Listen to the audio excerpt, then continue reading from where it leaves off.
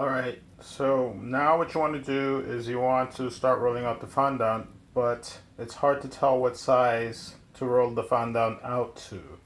So what I did was I created this stencil, and the way I created the stencil is I took the can, I took a large piece of paper, I measured it up and down as well as around, and I cut this paper out to match the size of the mold. So now whenever I roll out fondant, I know that I need to roll it out at least this big. But you want to roll it out bigger, obviously, because you need to cut the square from the fondant. So make sure you make your stencil. And then you also are going to need, with that, a smooth surface.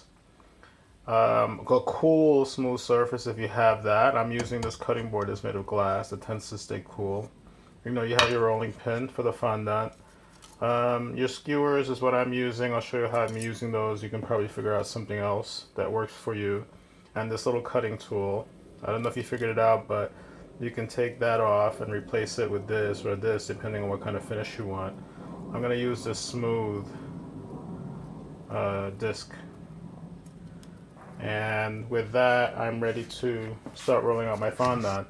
And I kind of figured out that for one tower, you probably need 1/4 of this fondant. And another tip is, instead of putting it in the microwave and using extra confectioner sugar as flour, try not to do that. Cut the fondant directly off, 1/4 of the fondant off of the ball, and then start kneading it with your hands, with your clean hands.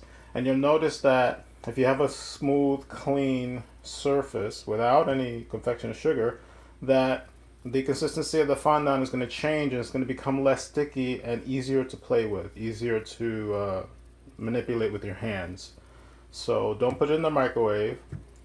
You start kneading it with your hands until it becomes the right consistency, and then you'll notice that you can roll it out really easy. So that'll be the next lesson.